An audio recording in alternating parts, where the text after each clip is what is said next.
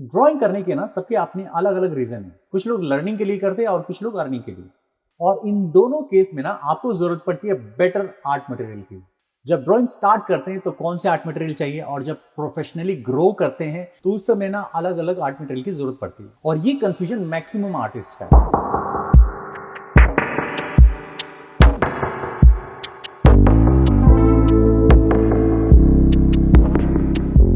तो मैं हूं अभिषेक, स्केचबुक बाय अभिषेक से आपके जितने भी कंफ्यूजन है रिगार्डिंग आर्ट मटेरियल्स मैं सॉल्व करने वाला हूं। लास्ट के एपिसोड में हम लोगों ने बात किया था कि कब कौन सा पेपर यूज करना चाहिए, कमीशन वर्क के लिए या फिर प्रैक्टिस के लिए। अगर आपने वो वीडियो नहीं देखा है तो इस आई बटन पे क्लिक कीजिए और जाके वो वीडियो जरूर देखिए। ड्रॉइंग पेपर के बाद एक ऐसी चीज है जिसके बिना ड्रॉइंग की कल्पना तक नहीं की जा सकती, और वो है ड्रॉइंग पेंसिल्स। ये जो पेंसिल्स है ना अलग अलग रूप में आते हैं, अलग अलग टाइप के होते हैं, अलग अलग प्राइस में भी होते हैं। कब कौन सा यूज करना है ये कंफ्यूजन बाकी सारे आर्टिस्ट का है। तो आज मैं आपको प्रैक्टिकली बताने वाला हूं कि जो एकदम बॉटम से जो पेंसिल होता है ना और एक जो टॉप पे होता है, उन दोनों के बीच का डिफरेंस क्या होता है, क्वालिटी में फर्क क्या होता है। पैसे ऐसे ही थोड़े ना बड़े होते हैं, उसके पीछे का कुछ तो रीजन होता है जिसके कारण प्राइस हाई रहता है। तो आज मैं एक प्रैक्टिकल करने वाला हूं, शेडिंग टेक्निक आपको दिखाने वाला हूं, और उस शेडिंग में ना आपको हर एक पेंसिल यूज करके बताऊंगा मैं कि ये देखो ये सबसे बेसिक पेंसिल है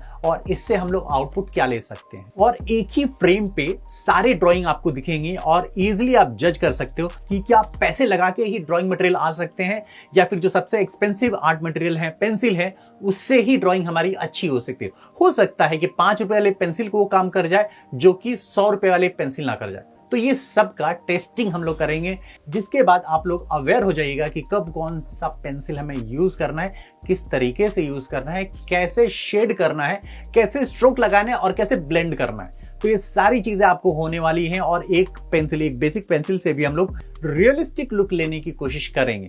तो ज्यादा देर नहीं करते हैं और ट्राई करते हैं एक ऐसा आर्टवर्क जिसके बारे में सबसे ज्यादा कंफ्यूजन होता है। कैसे हम लोग अकॉर्डिंग टू लाइट शेड करें, कैसे रियलिस्टिक लुक लेके आए। तो यहाँ पे आपको आर्ट मटेरियल के बारे में भी पता चलेगा, एक परफेक्ट पेंसिल के बारे में पता चलेगा और आपको सीखने को भी मिलेगा। तो सब चीजें आपको इसी ट्यूटोरियल में मिल जाएंगी। तो लाइक करना बनता है ना, तो प्लीज शेयर कीजिएगा अगर ये वीडियो अच्छी लगे, लास्ट तक देखिएगा और इस वीडियो पे कमेंट जरूर कीजिएगा कि अगले वीडियो में आपको क्या देखना है।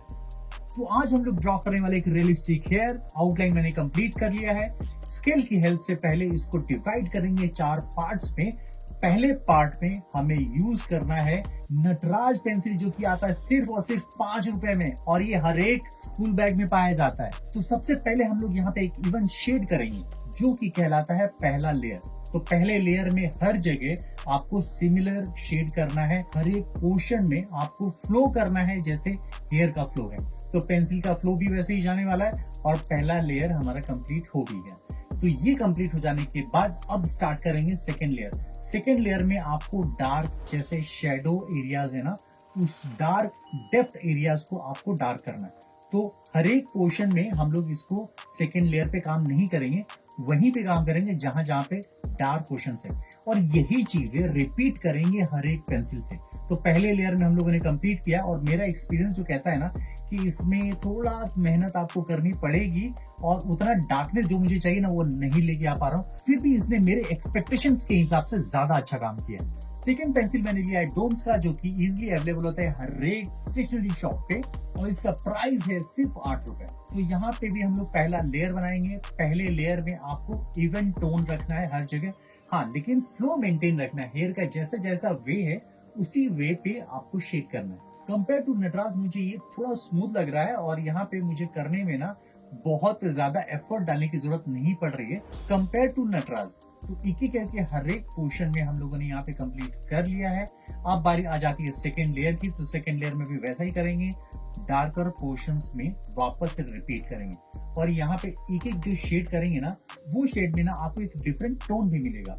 तो ये कई तरीके के टोन आपको दिखा सकता है, जिसमें आपको डार्क भी चाहिए, मीडियम भी चाहिए और लाइट भी चाहिए। यहाँ पे अभी तक फिलहाल कोई भी ब्लेंडिंग टूल यूज नहीं किया है, कोई भी हाईलाइट टूल यूज नहीं किया, तो हर चीजें आपको सिर्फ और सिर्फ इसी पेंसिल से करना है। और जितने भी पेंसिल मैंने लिए ना वो सब HB पेंसिल है या फिर बिल्कुल ही नॉर्मल है, जहाँ पे बच्चे अपने स्कूल बैग में रखते हैं। तो ये जो दोनों पेंसिल है ना, ये बिल्कुल ही आपको किसी भी स्टेशनरी शॉप पे आसानी से मिल जाएगा। और यहाँ पे आउटर एयर जो है ना वो भी आपको बना लेना है, जिससे आपको रियलिस्टिक लुक और ज्यादा दिखे। यहाँ का एक्सपीरियंस मुझे थोड़ा बेटर लगा है पहले वाले से। तो अभी आ जाते हैं हम लोग थर्ड पेंसिल, जो की है आर्ट लाइन।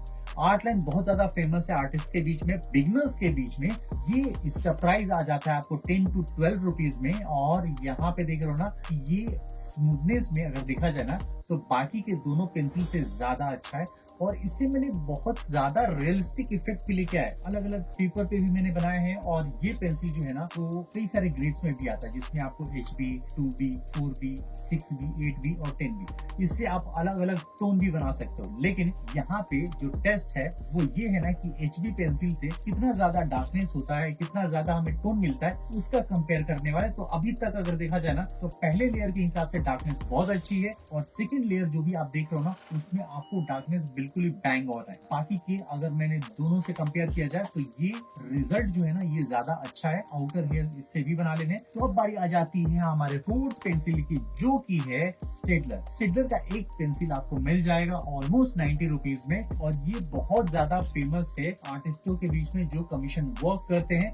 देखो मेरा रीजन ये था ना कि सारे पेंसिल को कंपेयर करने के लिए कि एक ही पेपर में कैसा आउटपुट आ जाता है ये देखना था मुझे। तो पहला लेयर धीरे धीरे करके हम लोगों ने यहाँ पे कंप्लीट कर लिया, और जैसा मैं एक्सपीरियंस कर रहा हूँ, मैंने इसको बहुत ज्यादा यूज किया है तो ये मुझे वैसा ही लगा, और एकदम स्मूथ जो आउटपुट होता है वैसा ही मुझे यहाँ पे दिख रहा है। तो पहला लेयर बहुत ज्यादा टाइम नहीं लिया, सिंगल स्ट्रोक्स में बहुत जल्दी कंप्लीट कर लिया। सेकेंड लेयर में आपको क्या करना है कि वही डार्क स्पॉट रखते हैं। और यहाँ पे देख रहे हो ना कि बाकी के जो अगर 4B पेंसिल है, 2B पेंसिल है, अगर उसको कंपेयर किया जाए 2B पेंसिल से इससे, तो आपको सिमिलर डेप्थ मिलता है, सिमिलर डार्कनेस यहाँ पे मिल जाएगी। तो अभी जो आप देख रहे हो डार्कनेस ना, तो एक सिंगल स्ट्रोक में मिल रहा है। तो सेकेंड लेयर में आपको पता चलेगा ना कि किस तरीके से तीनों पेंसिल जो हम लोगों ने यूज किया है उससे ज्यादा आपको आउटपुट यहाँ पे मिल जाती है। लेकिन प्राइस में देखा जाए ना तो डिफरेंस बहुत ज्यादा है।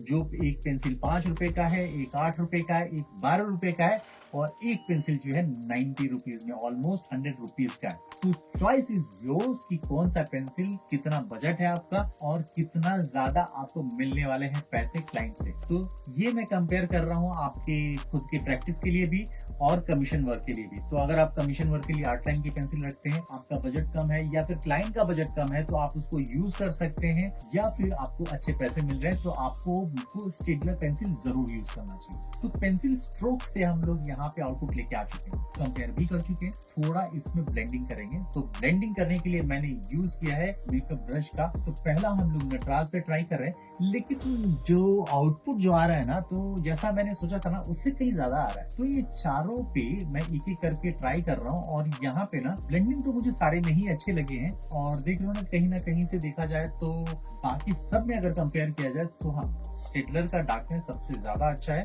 इवन दो हम लोगों ने ब्लेंड कर लिया फिर भी। तो ब्लेंड कर लेने के बाद एक पेंसिल स्ट्रोक तो बनता है। तो यहाँ पे डेप्थ की जरूरत अभी भी है, तो सारे पेंसिल को यूज करके उसका डेप्थ वापस से बनाएंगे। एक एक जहाँ पे डार्क एरियाज है वहां पे वापस से डार्क करेंगे, और रिजल्ट हमारे सामने है। अब ये तो हो गया ना कि हम लोगों ने कंप्लीट ब्लेंडिंग कर ली और शेडिंग भी कर ली।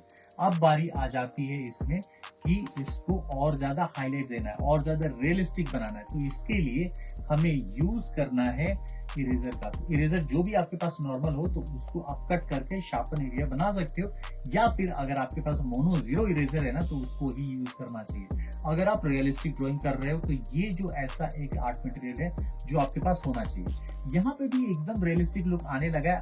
ऑल्दो देखा जाए ना तो नटराज की पेंसिल उतनी डार्क नहीं है, लेकिन फिर भी मुझे एक सेटिस्फेक्शन वाला इफेक्ट आ रहा है। और उसके अलग अगर आप देखोगे आर्ट लाइन में तो यहाँ पे आपको कॉन्ट्रास्ट लेवल भी बहुत अच्छा मिल रहा है, डार्क भी मिल रहा है और लाइट भी मिल रहा है। डोम्स में आप वो भी एक ठीक ठाक मुझे रिजल्ट आ गया है यहाँ पे अब, लेकिन मुझे चेक करना है अभी स्टेटलर में कि स्टेटलर में कैसा रिजल्ट आता है। तो स्टेटलर में जैसा मैंने सोचा था हमारी एक्सपेक्टेशन के हिसाब से वैसा ही है। तो अब वर्डिक्ट का टाइम आ जाता है कि कौन सा पेंसिल ज्यादा अच्छा है।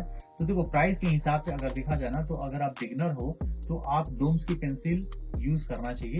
अगर आप जैसे जैसे इंटरमीडिएट लेवल पे जा रहे हो और आप इंप्रूव कर रहे हो तो 8 लाइन की पेंसिल भी यूज कर सकते हो बहुत टाइम तक, क्योंकि इसमें आपको अलग अलग ग्रेड्स आ जाते हैं। तो वो पेंसिल आपको यूज कर लेना चाहिए। अगर आपको कमीशन वर्क करना है, प्रोफेशनल वर्क करना है, तो मैं सजेस्ट करूंगा कि आपको स्टेटलर की पेंसिल यूज करना चाहिए।